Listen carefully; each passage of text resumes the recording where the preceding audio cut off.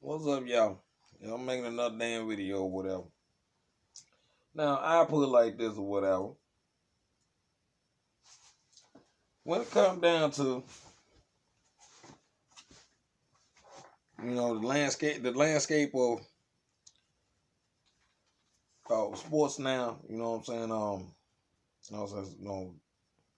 It gets to the point that, you got a lot of legal drugs, you got all kinds of shit, PEDs and everything, kind of fuck up an athlete's career.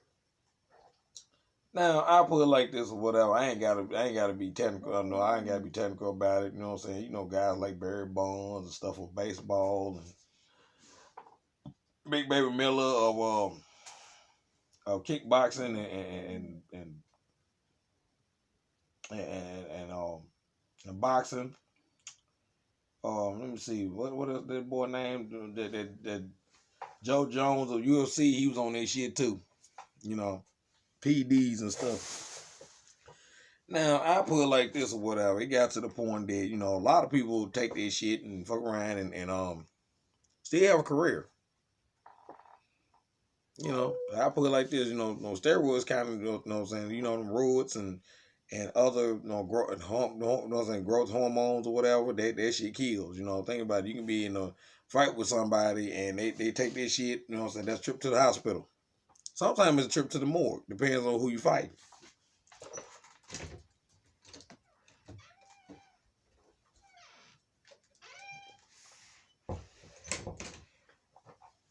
Some dog Molly had to go ahead and go in another room.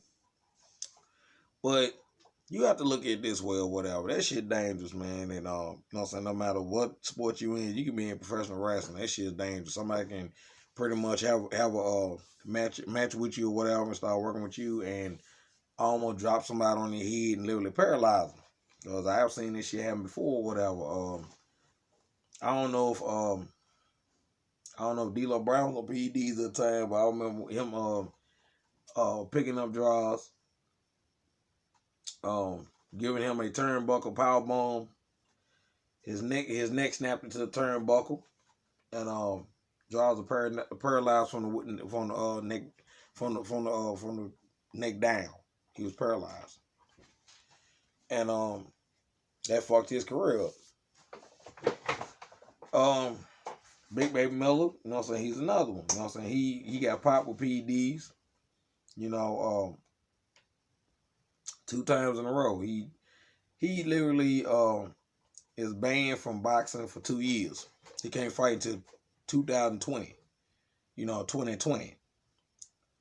So he's banned too. Some of these guys or whatever need to be banned because they don't need to be in a sport of somebody else's lives in your hand. Thing is or whatever, hey, even if you're a bus driver or, if you're a bus driver or airplane pilot or whatever, you gotta go ahead and get tested because that type of shit right there, get people fucked up because you got lives in your hand. Thing is or whatever, just imagine your ass be over there working out in the gym one day and you be on the roads real bad and you have that road rage going on and you fuck around and be on some other shit, then fuck around and damn that punch the gym wall or whatever because you too damn excited. Because you don't lift some weights that you didn't think you gonna lift up. You know what I'm saying? The only time steroids is pretty much is good as like when you have an injury and it's like a fast way to recover. You know what I'm saying? When you tear a ligament or whatever, it's faster to pretty much take the stuff, what I'm saying, due to injury or surgery or whatever. That's when they put steroids into your body. But don't be clean as a bell and you want to sit there and inject the shit in your body and fuck around and your ass over there pick somebody's ass up and literally throw a motherfucker into a turnbuckle and break their damn bones.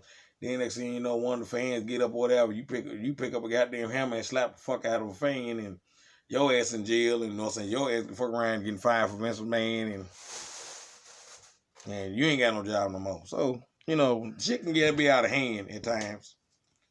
When people be on them damn PEDs and shit. You know, me on the other hand, I know I got chipped teeth and I know I'm overweight. But thing is, I said to myself, I said, man, I ain't gonna sit there and take all this shit. I'm just gonna lift weights naturally and go ahead and do my thing. So it's just one of those things that that's the type of life I want to live. You know, kind of clean. You know, what I'm saying, drink some coffee, go ahead and walk your dog. Live a couple ways, take you a shower. You know what I'm saying, go ahead and clean up the house. That's what type of life I like to live. But when you don't have that type of thing going, you know, you literally put lives in your hand or whatever, especially in boxing. I put it like this. I've seen people do a lot of glove gate. You know, they said Tyson Fury did glove gate with Deontay Wilder, which is true because if you seen the cushion of his gloves or whatever, it wasn't nothing there but knuckles. So thing is or whatever, Deontay Wilder fucked around and told Tyson Fury he got pillows for fists. And you seen what happened with that shit, you know what I'm saying, that second fight. He got fucked up in the 7th round and, you know what I'm saying, got put down. Now it's to the point that a lot of people getting tested now. I remember somebody fucked around and said that Nate Robinson fought Jake Paul and Jake Paul pretty much finished Nate Robinson out in the 2nd round and he probably on the shit and it's another whatever. No, Nate Robinson just can't box. That's what it is. The motherfucker can't box. He got his ass whipped. Someone's dead. Hell, you know, think about it. If you run right into a damn punch, what's gonna happen? You know, so you gonna get timed, you're gonna get fucked up. Someone's dead. And I want to give Snoop Dogg an amazing applause for doing that, for commentating that fight. Great commentary. He need to commentate for other fights too, like PBC and Matchroom and ESPN too. You know what I'm saying? Congratulations, Snoop. You earned that shit. That was funny. Best commentator I heard in weeks. But long story short, now I talked about PEDs. I talked about certain motherfuckers on glove gate. Some motherfuckers, you know what I'm saying, wrap their hand up in some shit and fuck somebody up. And next thing you know, kind of like Antonio Margarito and Miguel Cotto. You know, that same situation when Antonio Margarito fucking wrapped his hand up and fucked Cotto ass up. You know what I'm saying? That was Cotto bleed like a stuffed pig, you know what I'm saying, in the welterweight division. I seen that shit. That was fucked up. Now, you know what I'm saying? What else I wanted to say about some shit? Oh, I also want to say this right here. A lot of people avoiding each other now. This one thing I hate about boxing. A lot of motherfuckers are avoiding each other. And I put it like this: a lot of people are trying to avoid each other because they feel like, well, they trying to do the Mayweather effect. Oh well, as long as you undefeated, damn it, you know what I'm saying, that's your bread and butter. Motherfucker asked me that Floyd Mayweather fuck up boxing. No. Nope. I don't think he did. It's a blessing and a curse at that guy. A blessing and a curse. I'm gonna tell you why. The blessing is Mayweather was one of the first fighters to break away from a promoter like a Bob Arum. And then, you know what I'm saying, and you know, teamed up Al Heyman and became a cash cow by fighting Oscar De La Hoya. And also started to cherry pick most of his fights. He was pretty well fluid before he did all this. He was a very talented fighter, like a Terrence Crawford is now. You know what I'm saying? He clinked out certain 5 divisions. He pretty much did his thing on that. So it got to the point that, you know what I'm saying, as long as he kept winning, and a lot of people gonna pay to see him lose. So basically it's like, well shit, that's money in his hand. You know, well damn it, I'm gonna keep, you know what I'm saying, and he also doing this right here. He also doing these exhibitions or whatever. And they ain't nothing but a quick money grab for him because he felt like, well shit, okay, I'm 50 and 0 and what's kind of I pretty much, you know, it's a Hall of Fame in boxing. and the Nevada Boxing Hall of Fame. So it's one of those things like shit. Well, I'm just uh, uh collecting money to grab because the thing is I'm over here finna fight uh Logan Paul. So only reason why these fights are happening is because um good business sense. And the only reason why I say it's good business sense is because a lot of fighters are ducking other fighters. And we're not getting, as boxing fans, we're not getting the fights we want. Now, Tyler Fury dethroned Deontay Wilder. And a lot of people was happy about it because they were like, okay, well, Tyler Fury, he's Scottish, British.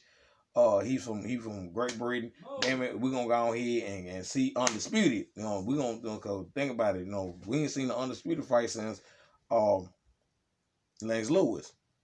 You know, we need to see this. This has been a long time. You know, Joshua and Tyler Fury. Undisputed. The fucked up thing is, we're gonna be able to see this shit because Tyler Fury is starting to do the same thing Deontay Wilder's doing. The only reason why the most of us cheered for Tyler Fury is because Deontay Wilder has been lying to us for about 6 years about being undisputed. He gonna be one face, one name, all this other stuff, and then he fuck around and lie to the minds of real boxing fans talking about some how AJ avoided him, which that was 100% false. He just used the name to build his profile up. So when Tyler Fury ended up taking the belt, we thinking, okay, well, Tyler Fury gonna be a better champion, but y'all forgetting Tyler Fury, every time Tyler Fury won a belt, he never defended it. You see what I'm saying? How you gonna be a better champion than the last one when you never defended the titles you had from Ladder McClisco, just like the titles that Joshua had? Tyler Fury had those titles first. He never defended them and took 2.5 years off on a cocaine binge and retired and said, well, I ain't trying to do no rematches. I ain't trying to do none of this shit. So what happened was Deontay Wilder called him out right after their retirement. You know what I'm saying? Brought him back. He, you know what I'm saying, damn near beat Deontay in a draw. Deontay Wilder wanted to run it back. He said no, signed a $80 million deal with ESPN. Pretty much told Deontay Wilder to go fuck himself. Deontay Wilder, you know what I'm saying, was in pandemonium. He was in the straw. He pretty much told the entire boxing world that how he's being ducked, how people ducking him, and this and that or whatever, which he pretty much is emotional like a woman because it's funny as hell how, you know what I'm saying, it's funny as hell how you wanted a partner in crime so that way you ain't got to do your dirty work with Anthony Joshua. And anybody knows this right here. If you're a boxer and you have a world title, this other person has to have the rest of the world titles. That's your dance partner. If you're going to unify, that's your dance partner to unify. Not take all these bums and dishwashers and cab drivers and cooks and mechanics and everybody else, you know what I'm saying, to just hold on to your belt so that way you won't lose it. Can't do shit like that. So the thing is, when you do shit like that, 9 times out of 10, people gonna stop listening to you. Fan base gonna get little. And the thing is, people gonna think you full of shit. That's how most real box fans do it. Not these delusional motherfuckers that's fanboys talking about something be with you to the end and you ain't doing nothing but pretty much leading to a land of fire. And 9 times out of 10, everybody that's a real boxing fan, when something happened to Deontay Wilder as far as him losing and all this other stuff, the real boxing fans telling the motherfuckers, we told you so. So I already predicted that boy's gonna lose, and this is one loss, and this boy is crying about somebody spiked my water, somebody you know what I'm saying, he hit me with he hit me with something in his glove, you know, my uniform too heavy, my legs are weak, all this shit when he lose. And he can't get the rematch because his contract expired. And all reason why it's coming. And then he gonna sit there and talk about some man, he a coward, he this and that or whatever. But you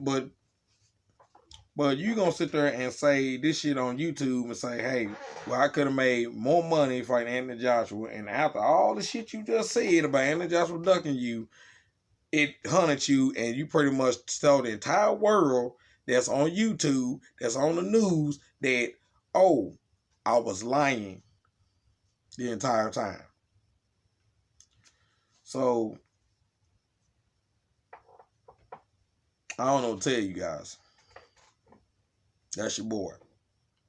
He ain't gonna worry the fuck out of me, because I'm not a fanboy.